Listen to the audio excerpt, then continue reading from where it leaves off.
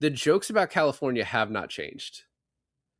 No, It's this. except they do crimes now. Oh, there's tons of crime. That part did change. I finally Watched. I finally Watched. I finally watched. I finally watched. I finally Watched. Hey, everybody, and welcome to another episode of I Finally Watched. This is David. And this is Alon.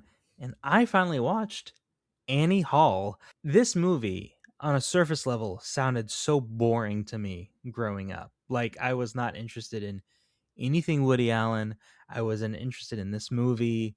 And which is weird because I grew up on rom-coms to like titles like My Best Friend's Wedding, When Harry Met Sally, and it has the same connotations of like Annie Hall.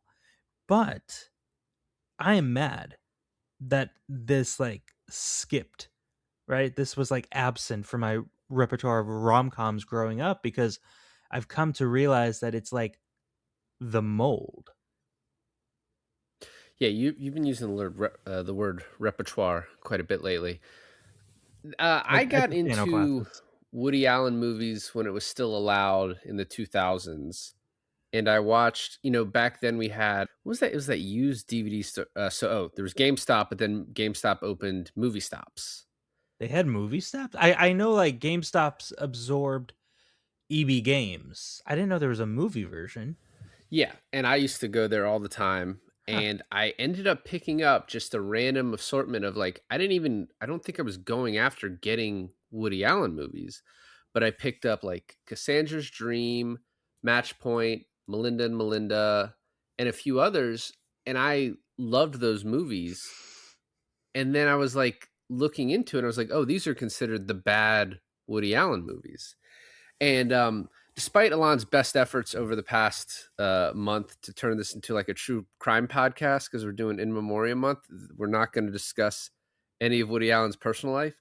But I started going back and watching the older movies, and I loved this one.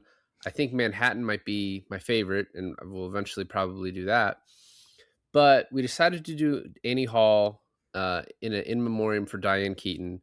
I was gonna She, say the way you worded that, it sounded like we were doing an in memoriam for Woody Allen, and before everyone listening to this starts celebrating, he is still alive and well. how long did you have this joke prepared that you just thought was going to be killer? Just now. Oh, that's great. Good stuff. Anyway, well, actually, what's funny is so the guy that plays Rob, Tony Roberts, I believe passed away last year as well. Shelley Duvall passed away in 2024. So this has a lot of those. The first thing I wanted to talk about is this movie won Best Picture in 70 for the year 77 in the 78 Academy Awards, beating out Star Wars, which seems crazy at this point. It's also the last comedy to win Best Picture in 48 years. It, are you saying that there hasn't been a single comedy that's won Best Picture? So I went through and looked. The closest thing I could see is maybe Driving Miss Daisy in 1988. That's a comedy drama. I don't know. I don't really think that counts as laugh out loud. That's more of like that's like a sweet movie, right? But Although that one's considered problematic too by a lot of people. I haven't seen that one. But I was gonna say about this movie, I I don't. I mean, I guess you would consider it like a rom com, but I didn't find this movie that funny. I found this movie quite dramatic, but I didn't find it like laugh out loud funny. I mean, it is like a pure comedy. I mean, I guess I didn't realize that going into it, right? I don't know what I expected, but I was just like, now that you say that, I guess I'm analyzing it in a way that we're supposed to laugh at his dreariness, kind of like a Curb Your Enthusiasm sort of feel. But he's also doing a lot of like very kind of like very specific references that I think a lot of people it will go over their heads. He has this thing about how like he does the jokes in Wisconsin, and those are from his stand up because he used to do stand up before he made movies. And he was talking about how like he does well at colleges, and that's because like his references are things people are studying like at that time, right? Like the Freud stuff and other things like that. I just think it's a certain type of comedy that works for me. I was then going through just to see like how many in the last 48 years movies would I consider like that got nominated that are comedies for Best Picture. So And this just is not so just nominated, not even winning. just nominated. And so I'll go through it quickly. And I eliminated some things that were comedy dramas if I felt they were like too dramatic, and that's probably why they were nominated. So Breaking Away in 79, which I sent you the trailer for, which looks interesting. Tootsie in 82, which seems like just a pure comedy. Tootsie is a pure comedy. The Big Chill, comedy drama. Prizzy's Honor, which is a movie I've never heard of. It stars Jack Nicholson. Looks actually pretty good. It's a black comedy. Hannah and Her Sisters is a dramedy. That's a Woody Allen movie. Working Girl is a rom-com. Babe in 1995 got nominated, and that's a children's comedy movie. That's a talking pig. That is. I also can't. I didn't know it got nominated. Fargo, black comedy. Full Monty, that's a British comedy. Sideways is a comedy drama, but that's like a very elevated type of comedy drama. So Juno, I think, is very comedic. Descendants, which said that it is a tragic comedy, is what it was, which it is. Midnight in Paris is Woody Allen, 2011. I don't consider that a comedy. It is. Wolf Well, of also Wall. you could also say that Annie Hall is kind of a tragic comedy. Well, what tragic happens? His wife dies in Descendants. Well, that's more tragic, but I mean, it's not a dick measuring competition. I'm just saying that, like, they don't get together in the end. Yeah, but I mean, it's got a very sweet ending, which I actually appreciate. This movie also, the main drawback to me in a 93-minute movie is that there's like 5 endings to it.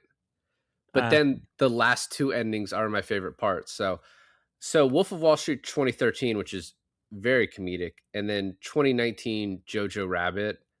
If you wanted to also say maybe Once Upon a Time in Hollywood is a comedy, but that's got so much else going on, but it's a hilarious movie.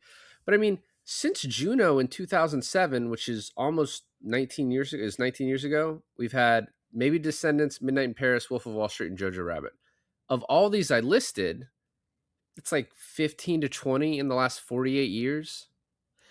Half of them, it's kind of like, would you even consider this a comedy? Yeah, okay. Right. It's just interesting how. But comedy is hard to like reach a nuanced audience, right? Like I feel like when you are up for a nomination of Big Picture winner at the Academy Awards, or if you win, you hit a degree of emotion and relevance within that year that puts you in the spotlight, right? Okay. And comedy being, so opinionated, it's difficult to do that. Yeah. By the way, Argo won. That's a very funny movie, but I mean that's got so much Argo. Argo, fuck yourself. Yeah, that's a very funny movie. So I legitimately don't think that can count. But Are you being sarcastic? what do you mean? Argo with Ben Affleck? You don't think it's funny? No. You don't remember any of the Alan Arkin, John Goodman stuff? I mean, yeah, they were funny, but the I whole didn't call movie it I didn't say it was a comedy. I said it was a very funny movie, which is true. Man, I watched the first thing you said when I said Argo is you said Argo fuck yourself, which is the most funny moment from the movie. In the movie, yes. Okay. It's the most memorable thing to you, and it's a comedic line. So I don't like why you're nitpicking here. Maybe I need to watch it again. I watched it a long time ago on an airplane. So you fucker, always on the airplanes. The next thing that you sort of brought up, you texted me when you were at some point in the movie, and you were like, "There's so many fucking people in this movie," and I was like, "Oh, is that Lionel Luthor from Smallville that you're seeing?" And then I kind of forgot all the people in this. But what is most amazing about all this is all of these people were not like famous when they were in this. Right. Well, actually, I rewatched the movie since we spoke about it, and it was neither Jeff Goldblum or Christopher Walken that made me say, "What the fuck? What's with all these people in here?" It was, and I don't know her name, but it was the woman who was in Kimmy Schmidt, the older woman. Well, she's older now, but she is Allison in the movie. She's his first wife, Oh, or Carol Kane. his second wife. Yeah, Carol Kane. And so that is the thing that made me go, how many fucking famous people are in this movie? So Christopher Walken had some small parts before this, but then a year after this does Deer Hunter. Shelley Duvall was in Nashville and Thieves Like Us, but then does The Shining 3 years later. That's her most famous thing. Paul Simon, first acting gig. He wasn't that great. Carol No, Kane, the Paul Simon? that Like was the Paul Simon. Simon and Garfunkel? Yeah, the music guy. The guy who was trying to get her to record in LA. That was Paul Simon. That's funny. Carol Kane, who played a young whore in The Last Detail, and then one of the bank tellers in Dog Day Afternoon. Oh my God, you're right. I mostly know her from The Princess Bride. John Glover had 2 small credits before this. Goldblum. She was in The Princess Bride. Yeah, Goldblum had nothing. Also, I love his little thing. Like, the movie almost knows what Jeff Goldblum is going to become with having Yeah. that scene in it. Yes. Yeah, it's almost like the casting director that like cast him in Jurassic Park was like, "Hey, you know that guy that said he forgot his mantra in Annie Hall? We want him, and we want that kind of personality up to 1,000."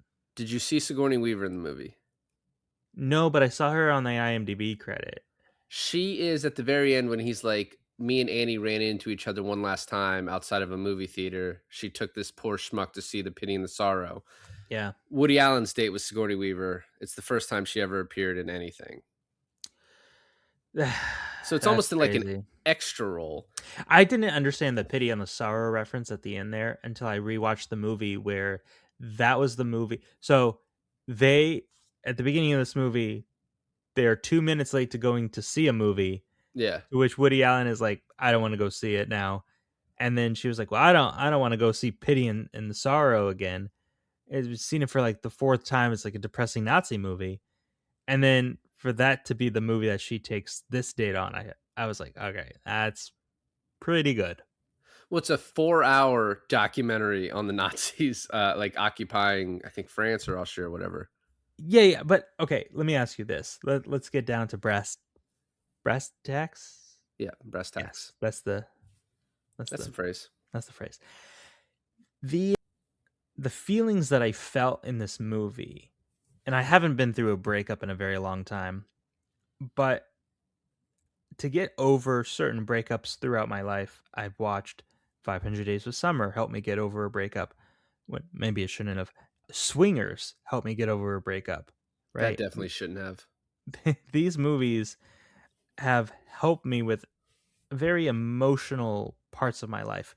I feel like if I were to have watched this movie, Annie Hall, during one of those breakups, it would have also helped me like cathartically get over some of these feelings, emotions that I had. But let me ask you, how many times have you introduced a certain thing, a book, a movie to a girlfriend, to which when you guys broke up, you find out like she changed her Facebook status to be like, that's now like one of her favorite movies or something? Because that's happened to me a couple times and it's very annoying. And I feel Woody Allen on that level to a certain degree. I think though that he actually appreciated it because I mean he seemed to have some removal from the situation to sort of see it like from 1,000 yards and know like, oh, I actually did have an effect on her. And towards the end, he knows like they weren't meant to be together. But which, by the way, so this movie is actually based on a little bit Woody Allen and Diane Keaton's actual relationship because they dated late 60s, like 69 to 72. And Diane Keaton's real last name is Hall. So Diane Hall. That's the most insane thing I've ever heard. And so I think he, even in writing this, this movie apparently was supposed to be so much more than this, like a spy thriller with a bunch of other like fantasy elements. until he realized like I really need to focus on the relationship of it. But the fact that he's basing it on this person that he dated, they had a relationship. I must have realized that they weren't actually supposed to be together, but they liked being friends. So he had that ability to like look at it from the perspective of like, I'm glad I had that effect on her, and like I still love her and have love for her. It's just like we shouldn't be together like that. It so they actually dated. Yeah, I wasn't lying. No, I guess I'm just trying to digest the fact that like okay, so there's this point in the movie where he writes a play about this conversation that we just saw that they had about her going back to New York, but she likes LA much more, right? Right. She says no to his shitty piss poor marriage proposal and decides not to go back to New York with him. But then we see in a play that he wrote and casted himself, two people that look just like them. His fantasy becomes reality in this screenplay where she actually decides that yes, she loves him and wants to go back to New York with him. But you're saying that that's like a movie within a movie within a movie, or a movie within a movie, right? Because he's basing that off of their life in the movie, which is based off his actual life in real life. Yeah, well, it's a play in the movie. Right. And he even like breaks the fourth wall like he usually does and looks at the camera and he's like, what do you expect out of me? This is my first play. Right. Right. So kind of saying like, okay, yeah, I realize what this is doing too. Very self-aware. Another thing is, and this is just kind of off the lines of him being self-aware, he is telling this entire story through his perspective. We even start out with like a snippet about his childhood and how he grew up. And I'm curious, and this kind of didn't occur to me until my second watch. How much of this do you think we cannot trust the narrator for this? Well, so he has this line in the beginning where he says, my therapist says I can't like tell fantasy from reality." So I mean, that is a Yeah. line of saying I'm an unreliable narrator. You cannot completely trust what I'm saying. Right, but there's still like enough self-deprecating things in the movie that I feel like most of this is true. I mean, obviously there are like very blatant examples of times in the film where like he goes off the absolute like he starts talking to random strangers about like their relationships and their stuff like that and they just answer them, or he what's his name, he pulls over Marshall McLuhan as a cameo to like berate this guy who has this shitty opinion about the movie, right? And so those are obviously like the fantasy parts, but I'm saying like everything down to their sex problems and their relationship problems and his first wife and his second wife and everything like that. How much of that can we even believe? Right. No, I agree. I That does lead me to want to talk about all like the stylistic choices in this. So you brought up, and we can talk about right after, the 500 Days of Summer comparison. And this is for the first time where I'm like, that's like a borderline remake of this movie, Yeah. with the structure of the plot being like asynchronous and like out of order. The fantasy elements, like, there's not a song and dance number in this, but there's like a cartoon, like a drawing, right? Like Right. of what it would be if she was the Wicked Queen.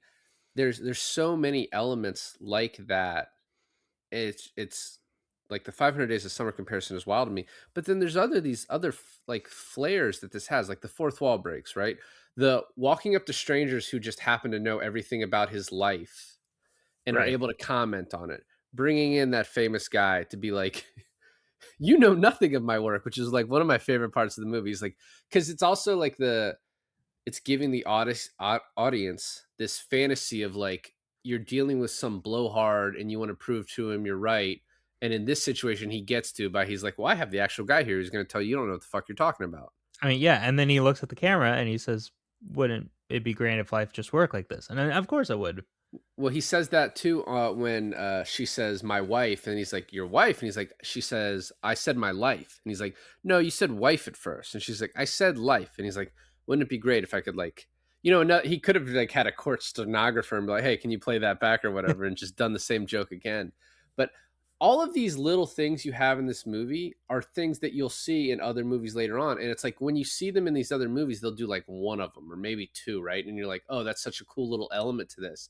And it's like this movie did all of them, right? Right, but And it all works. that's kind of what I'm saying is that, as a teenager watching 500 Days of Summer and enjoying all those stylistic nuances that that movie brings you, you're like, gushing over like, "Oh, it's so cool. What a great film." When in reality, stupid, stupid me, having never watched Annie Hall, it all comes back to Annie Hall.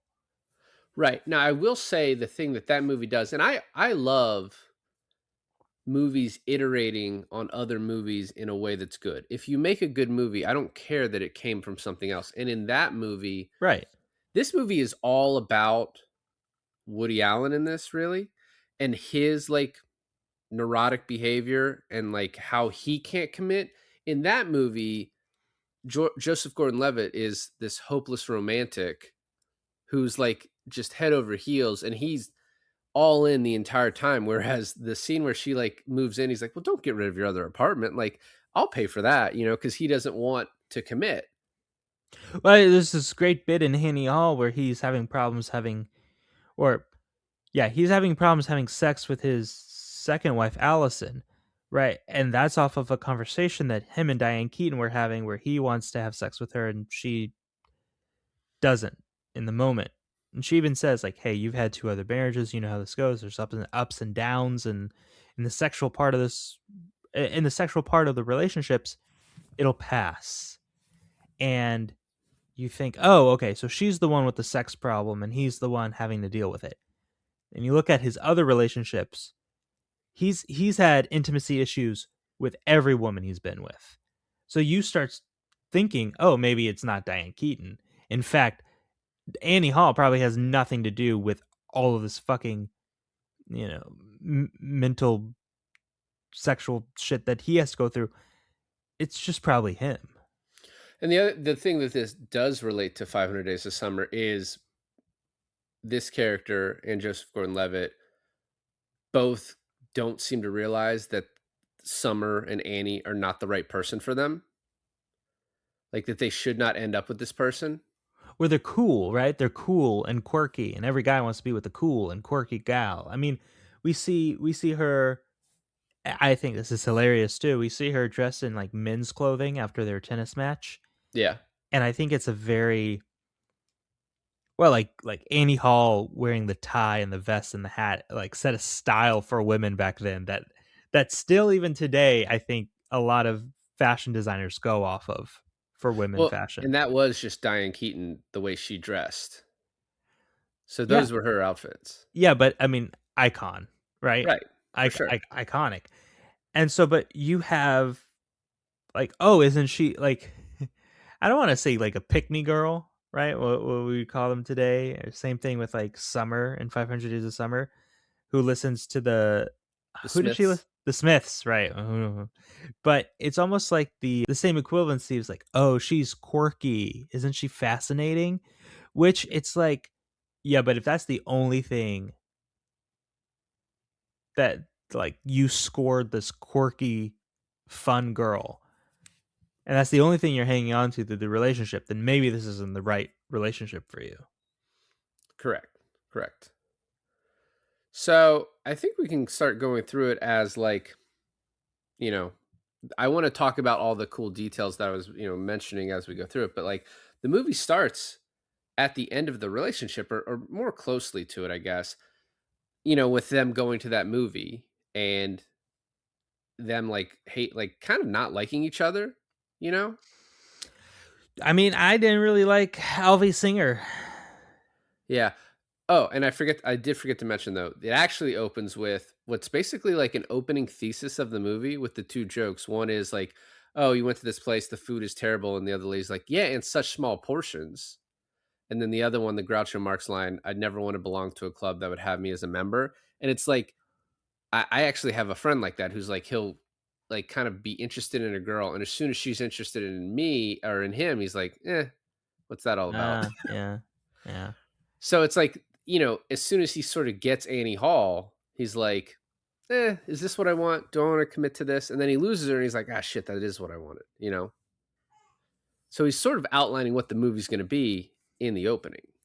No, for sure. And I think the follow through with those themes are very strong, and there's moments where he reminds us that, hey, like these are in fact the themes of the movies, and they go throughout the whole movie, making the point even at the very end. But I I do like how many times in the movies that he's saying something to us, to another character, but then we see the exact opposite play out in being like, he's one way, but we're like, no, dude, we see your life. Like, you're what is it? Self-fulfilled prophecy? Like Yeah. he's kind of shooting himself in his own foot with this whole self-deprecating and stuff. Like, he even says in the beginning, correct me if I'm wrong, but he says like, I'm not that much of a depressing guy. And then the whole movie is him just being a depressive dipshit. Right. Yeah, we literally are living the life with him, countering everything he's saying about himself every step of the way. Well, so it starts out, he's waiting on the street for her, and these guys are like, hey, aren't you famous? Which the guy is a jackass who's talking to him, and he's like, makes the joke, I'm Robert Redford, which I thought was funny because that was our last movie. Mm-hmm. And then he's like, I can't go into a movie 2 minutes late, which is just the whole thing. And he's like, I don't even want to miss the previews. He's like, I'm anal. And she's like, oh, that's not the word I would use for it. Yeah, yeah. Have you ever been in a movie with a guy like the guy behind talking, oh, Fellini, he's such a technical director? Or have you just maybe been that guy? I went to film school, motherfucker. That's right. I I had dorms and classes and fucking campuses with people like that. So the next thing is we talked about, we meet his ex-wife Allison, and he's doing like the whole JFK conspiracy thing with her, which it is funny to date this movie at that time, right? And then when he's like, "Oh, but what about all your relationships?" And we get sort of like a Christmas Carol thing where they go and watch the old relationships. Well, we get that again later when he goes and visits his old house. Yes. Those took me out of the movie. I mean, I got used to them after a while, but I was just like, is this actually happening? Well, one of the coolest ones I thought was, we'll talk about it more, but the Easter Sunday dinner. And then he's like, her parents are like this, but my parents. And then it split screens. And then her mom starts talking to his parents. Yeah. It's like, it's such a cool touch. And you're just like, it's out of nowhere. But yeah, this is where we meet Lionel Luthor, which The I know you actor. enjoyed. Yeah. Yeah. John Glover, I don't know what he's done at that point in his life, but I know he was in Gremlins 2. Which you want to do. Now, Well, so yeah. he had not done a whole lot before this. And then after this, we get like the meet cute part of the movie, which is kind of like some of the most enjoyable part, where he meets her playing tennis. And she's clearly into him, and he doesn't seem to really like notice or maybe care. I don't know. You know what I mean? Like he almost seems oblivious at first, and then he's just like, oh, all right. Well, one of the other things he said, he's like, I'm not such a bad looking guy, or, you can't tell that I'm getting much older. I just turned 40. Sure, I'm balding a little bit in the back there, but, and I was like, your hairline is receding like a country's border. I'm like, what are you talking about? Like, Well, he must be taking something, because he's held on to it, all these years later. The one of the lines where she's talking about, oh, my grandma gave me this gift, because she invites him up. The driving scene is hilarious too, where she's like, oh, I'm going downtown. He's like, oh, I'm going uptown. She's like, oh, well, I can go that way too. But she talks about the grandma giving her a gift, and he's like, oh, my grandma never gave gifts. She was too busy getting raped by the Cossacks. actually, this I hate to say this, but like some of the moments that Alvy Singer has in this movie reminds me of me a lot of times. especially like where he's throwing kind of witty, dry humor bits out there, and people are just not picking it up at all. Oh wow, okay. Like, oh, what does he say when he's over at her house, at her Easter Sunday house, and he throws something over to like the grandma's side, and he says something quite oh, he says they're talking about going to see a therapist, which in this movie they called an analyst. But so they're talking to each other's therapists, and Annie Hall's mother is like, "Oh, so Alvy, I hear you see an analyst." And he goes, "Yeah, we just made a major breakthrough. It's like finally I can take off the lobster bib." And I was like, "That's kind of funny." No one fucking laughed. I was like, "Oh my god, it feels like I've been at those parties before." Well, because they also, I think, probably none of them go to an analyst, right? It's always the people who don't go to analysts. Yeah, we're the worst. So he also has the line, "I don't shower in public, in front of men of the same gender," which I was like, oh, that's very unproblematic for the 70s. Yeah, yeah.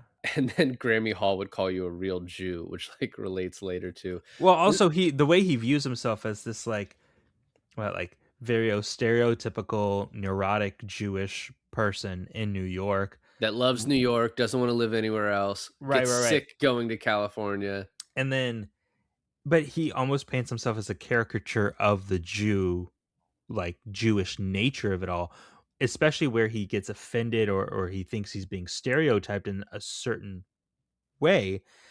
And we see this play out in his head, like physically, when he is looking at the grandmother, and the grandmother, he's like, "Oh, self-proclaimed Jew hater," and the grandmother's looking at him, and he's like completely head to toe in Orthodox Jewish attire. Right, yeah. And I was like, It's a very funny little bit, and she looks and she's like, but there's a lot of moments where he's like self-deprecating his Jewish like nature about himself, where he's like walking to the tennis courts, and he's like, "Yeah, they all see us as these like money grubbing, pornographic, blah blah blah." And he's like, honestly, sometimes I see us as that too, but that's not the point. And it's like it, the self deprecation in this, I think, is like kind of new for that time, but especially in 2026, we are so bogged down with that type of humor all the time that maybe it's like refreshing in the 70s, but now after what 50 years of it, it's I don't know. I don't know, I'm but I think it over still it. works though. You think it's Like, no, it works in this movie, but like for like today's age, if some comedian's whole shtick is that, I'm like, oh, so the subtitles of like what they're actually thinking versus what they're saying was really cool. Like, and obviously things have stolen. that part reminded me of the 500 Days of Summer part where he goes to the party and it's you have like expectation and Yeah, reality. yeah. Yeah, Which is like once again, a good iteration of this. And then he goes to see her sing, and then after, she's upset, and he's like, "Hey, why don't you kiss me now?" And she's like, "Really?" And he's like, "Yeah, that way we won't be worried about me making a move later. We'll just get it out of the way." And I was like, that is like a very smooth line. yeah. I mean, yeah. I should have thought of that when I was a teenager. It should have been like, well, we're never kissing, so ooh, no. Ew. Then they move in together, and there are so many of these jokes. It's like he says one thing, something happens, it's like cuts to the other. So like he's like, "Why would you give up your apartment?" And she's like, "Oh, it has bad plumbing and bugs." And then she says like, "Oh, well, this and this." He's like, "What? Why would?" Oh no, she says, "Oh, it's 400 a month." He's like, "What? It has bad plumbing and bugs." Like, Yeah. what? Why is it Yeah. that much? It's great. There's also this really great line because we know he's like a political comedian because he does with Allison. I think Allison is some sort of like what she's like a showrunner for comedy for the politician rally. Right. So he gets up and he's making a joke about Eisenhower fucking the country over for the last 8 years. And later on, when Diane Keaton and him are breaking up and they're splitting the stuff up, she's like, "Oh, these buttons are all yours." And she's like, "Impeach Eisenhower, impeach JFK, impeach," and it's like all these Every president. every president's impeach.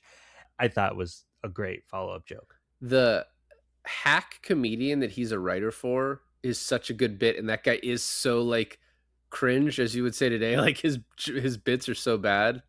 For who? The comedian's like, "Oh, I want you to write me some jokes. What I like to do is I like to do a little dance number where I sing at Oh people." yeah. And he's just like, Woody's like, "How can I keep this frozen smile for this long?" Part of the movie where you focus on like the meet cute part of the movie. I think we were talking about that a little bit earlier with the lobsters and everything like that. Um, Yeah. like the direct, like the good times, right? The good times of the relationship. I feel like it has been like referenced and parodied in all of this media. So here, I have a list of media of that has like parodied that scene, especially the Okay. lobster scene. You have The Simpsons, Mhm. you have Family Guy. You get a lot of When Harry Met Sally from this. Like, okay, so remember those two, that couple that Harry and Sally were trying to like set Yeah. each other up for? I Yeah. always felt like that couple was Annie Hall and Alvy Singer from like a Okay. different movie. You know what I mean? Yeah. Except they got married.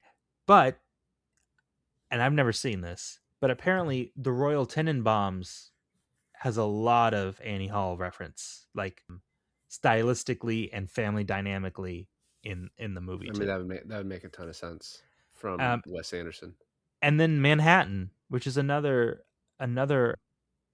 Woody Allen movie, but it's like references off of his own shtick. Correct. Yeah. I mean, he has his own that he likes to play in. The scene where they're having sex and he doesn't want her to smoke grass, and then he's like, "But you feel so removed." That has been like parodied. And I almost feel like it. I can almost. I know I've seen it, but I just can't place exactly where that was in. We already talked about Easter, but the Christopher Walken stuff. He's like, "Have you ever just sometimes just have the urge to turn head in, head on to another car?" Cut to it's like, oh well, he's gonna take them to the airport, and he's just sitting there the whole time, like, oh fuck, oh fuck. Yeah, yeah, I thought that was one of the great, like a really good timing joke. And you can also see like Walken is not exactly his most Walken-y self yet, but it's like real close. Did you recognize him when they were looking at family photos in Annie Hall's place? And he's like, "Oh, that's Dwayne." I was like, I couldn't, I could not have like picked him out of a crowd until we actually like see him. I had not like I don't know if I did the first time, but I remembered he was in the movie. Mm. Also, it's not something you would like as an engaged audience member. It's like, oh, here's a distant photograph of my brother. It's like, oh, let me see if that's Christopher Walken. Like, you're not looking for it. Correct. Who's the other famous person that we didn't reference in this movie? So Truman Capote, when he says, "Oh, that guy looks like the winner of a Truman Capote lookalike contest," that was Truman Capote. I don't know who Truman Capote is.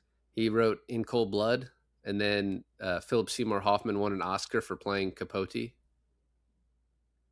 Oh, that Capote. Yeah, Truman Capote. Yeah. Oh, that Capote.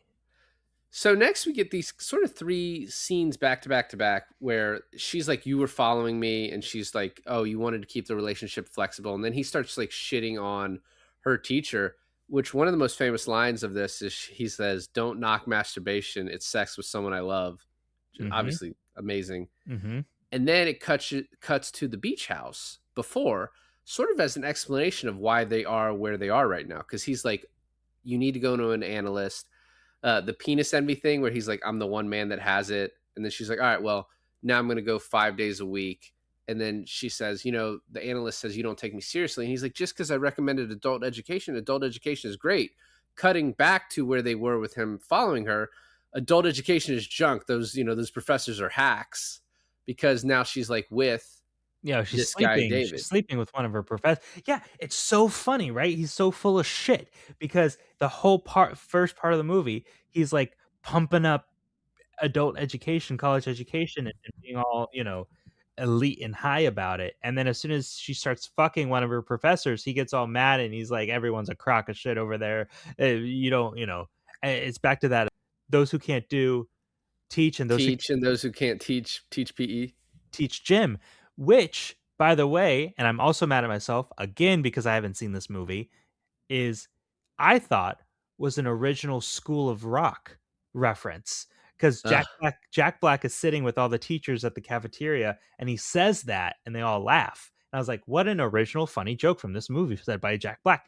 No, it's this movie, which is probably stolen from somewhere else too, but whatever. And And the scene afterwards, like, adult education sucks, is he starts talking to the bystanders, and he's like, "Oh, Annie's you gotta let Annie go."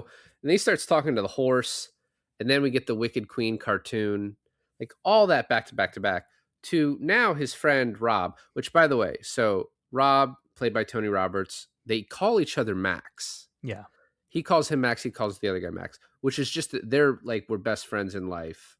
That was just the thing they did, because I guess Woody wanted not him to not use his real name, so he started calling him Max. He didn't want him in public because he, like, didn't wanna be recognized, because he was like, "I'm not people aren't gonna notice me, but if you say my name, they might figure it out." I That's just, like, a cool little touch that's, like, you almost maybe don't even realize it's happening, but I was like, towards the end, I was like, "Oh, they're both calling each other that." Well, with him too, there's a scene later on in the movie where he like starts wearing this like hazmat suit while driving. He's like, "What are we driving through some plutonium? What's going on?" He Yeah. talks about, sun rays makes you look old and whatever. Something disturbing. He says something like, "Oh, you called me to bail him out from jail." Is like, "Do you hear the squealing in the background?" It was 16-year-old girls, and Twins. not a good reference for a Woody Allen movie. So, I don't know if you're aware of this, but in the '70s, it was just cool to fuck teenagers. Like, Yeah, yeah, yeah. this is in movies throughout, like, No, no, '70s and no. '80s. Matthew McConaughey made it incredibly clear that, the best thing about high school girls is that you get older and they stay the same age. I still think it's gross. I don't know about you. That's just my opinion. Way to go out on a limb. I want someone to create a GIF where it's the bat signal, but Yeah. instead of a bat, it just says the word virtue.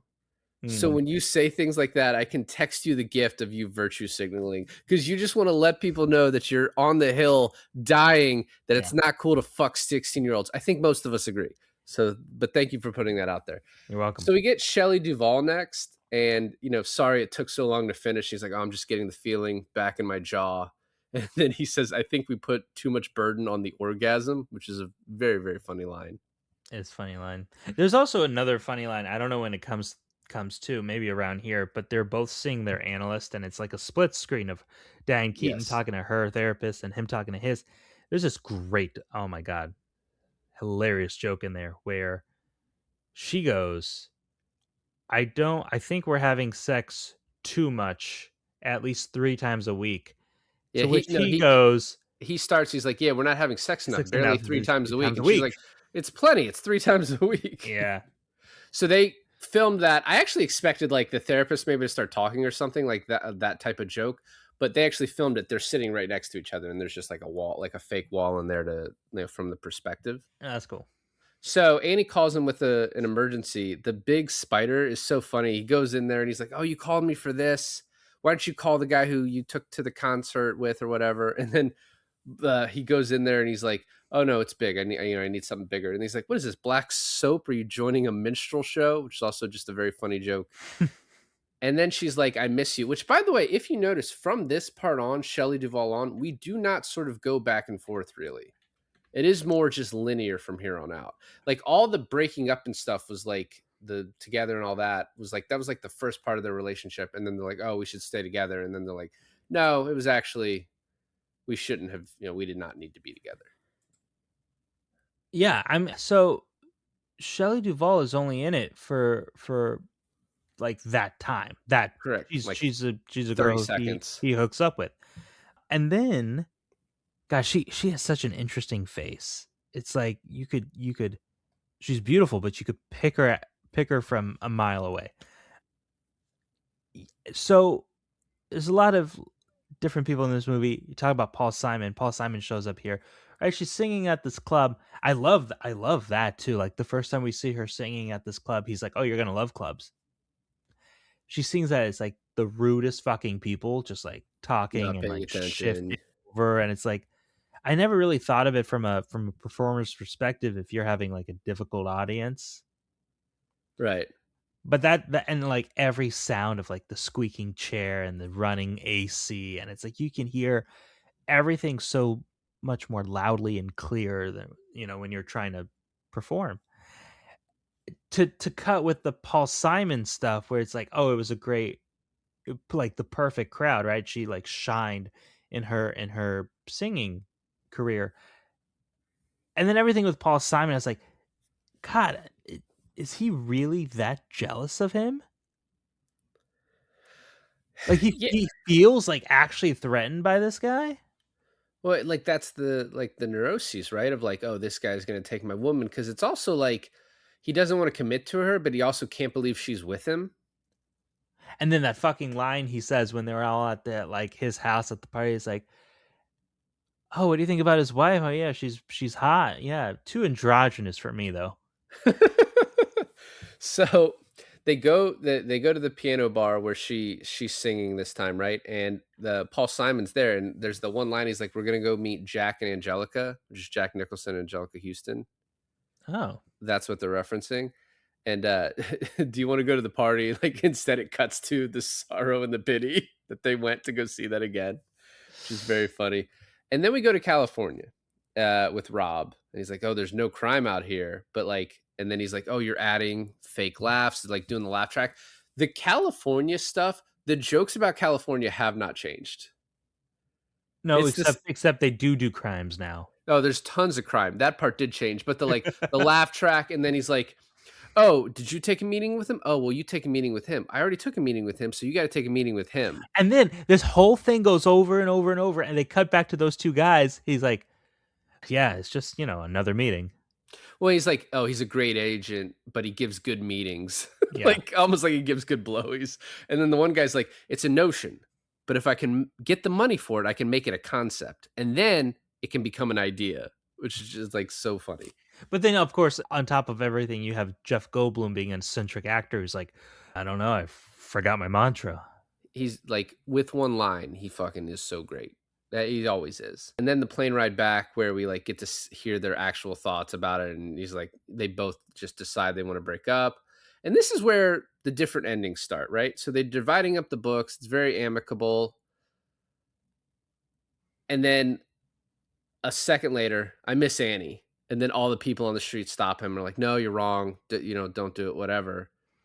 Then he goes back, he flies to Cali for her, has lunch. More out like California jokes, like, "Oh, I'll take alfalfa sprouts and mashed yeast." That definitely hasn't changed. I became vegan in California. No, but then also, I love his line. He's like, you know, I traveled 30,000 miles for you. 30,000 airline miles, but still. Well, and then she's like, "Oh, I'm going to the Grammys." And he's like, "Oh, they do nothing but give awards out here," which is funny because he won 4 Oscars for this movie. Or this movie won 4 Oscars. And He then he won says, he's like, two yeah. of them. What did he say? He said, best dictator goes to Adolf Hitler. So, I mean, you talked about with the cop ripping up the license leading to the line where Rob picks him up. Is your driver's license laminated? Yeah, this was an old Yeah. thing where Wait, they didn't. They must did have they not laminated not? them back in the day. I don't know. Fucking piece of paper? And then they're practicing the play, which is like a third ending. And he's like, "Oh, I changed the ending to have them stay together. Why not?" Then I did run into her again. They have this nice lunch. He realizes, like, yeah, we're not meant to be together. And then I think the montage of all their greatest moments together is fucking beautiful. Like, it's a beautiful ending to it. No, it's good. It's good. I mean, I wish he was just a little bit more likable, especially in the beginning. But I think the audience, I think you get around to him towards the end, because I think one of the charms of this movie is that he is in fact not a perfect character, and he's perfectly self aware that he's not a perfect character. Yeah. Oh, also, I'd be saddened if we didn't talk about the reference of when he got into those car accidents. It cut to the bumper cars that he Yeah. had when he Yeah. grew up. I thought was also great. He hit like, so he got nominated for Best Actor for this. Diane Keaton won for Best Actress. But his acting They were as like, "Oh, just you can." bumping, but like bumping into the cars, like his looking back and forth is like great comedic acting in just like his silhouette. Like it was very like he's doing a great job just in that little bit. No, for sure. Especially when he goes up to the cop and he's like, "I don't want you to be offended by this. I just get really nervous around authority figures." As he's ripping it up. Yeah. And Oh, then and then the joke, hold on, I have to say that either this started with him or this is just a timeless joke for the ages, is when he's leaving the jail and he turns back to the other inmates and he's like, "Catch you boys later, huh?" yeah. Well, yeah, and there are various versions of this. I forget which movie it is. There's one where he's like, this. Oh, it's a it's a Norm Macdonald in Dirty Work when he has to go to jail, and he's like basically like those guys were handsy or something like that. Like, not Yeah. cool, fellas. And then this sort of the movie ends with his like end thesis in another joke where he's like, "Oh, my doc." A guy goes to a doc and he's like, "Oh, my brother thinks he's a chicken." He's like, "Oh, well, turn him in." He's like, "But I need the eggs," and he's like, relationships are crazy, but we need them. And But it is a we need complete the eggs. Yeah. it's a complete turnaround from his like the beginning of this. I think that joke is is kind of like stupid beautiful, right? Like it's dumb. It's a dumb joke and it sounds stupid on paper, but we need the crazy, like we need the result of the crazy off of these relationships is like something that is really beautiful to me. Right. So, fun fact territory. The first rough cut of this was 2 hours and 20 minutes, and I think Woody Allen like hated it, and he was like, "Oh, this is fucking trash." There was another scene with him as a teenager with Danny Aiello in it. They did cut the Christopher Walken scene, but they added it back. And then also there's a fantasy segment at Madison Square Garden where the New York Knicks are playing against a team of five great philosophers. I mean, it sounds funny to me. You just reminded me of the joke that was said when he's like, "You can do Shakespeare in the park." He's like, "I did Shakespeare in the park. I got robbed. It was these two guys in these leather jackets." Oh, the one thing I didn't talk about, one of the stylistic flares, one of the opening shots where him and Rob are walking from like down the block, you can't even, you're like, who is talking? And they just get closer and closer to camera, and the camera never moves. It's just a stationary shot from like that starts from like 200 feet away as they walk and then enter and end the scene. Yeah. I thought it was really cool. So Brooke Shields appeared in a deleted scene in which she played a schoolgirl crush of young Alvy's. That was gone.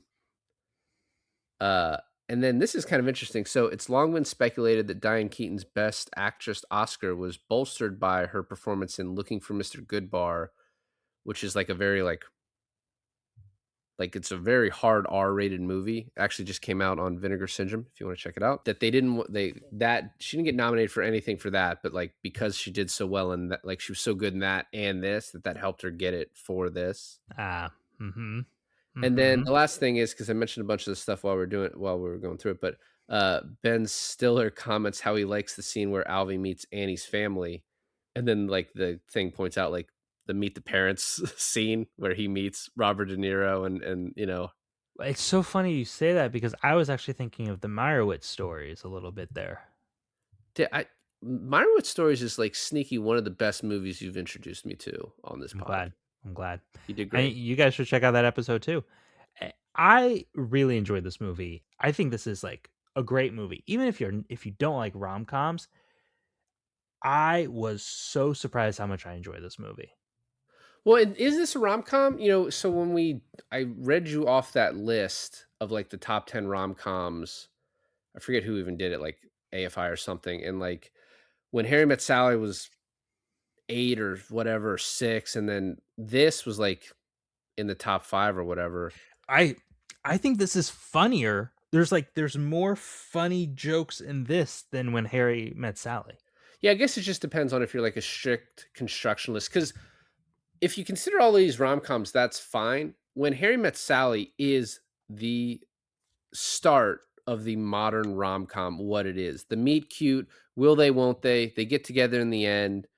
Like, I guess you can say this is obviously it's a comedy and it is romantic, whatever. But I don't. Yeah, I mean, it's just an interesting like thought exercise, and I guess it depends on how you define things. Well, I mean, I mean, it's also interesting how you would define romance. Like you you could even say that this movie Annie Hall isn't that romantic. to me, it's more funny. It's just funny. Like Right. I that's why I like this movie so I think much. for a movie to be romantic, the two main characters have to end up with each other. To be a rom com. To be to be romantic. Yes, to be rom-com. When the two characters don't end up with each other, I think you just have a drama. I think you just have a different type of movie. It can be funny. You could just have a comedy, but I don't think you could call it a romance. Yeah. My opinion. I'm glad you gave it. Well, thanks for listening to another episode of I Finally Watched. This is David. And this is Alon, and I finally watched Annie Hall.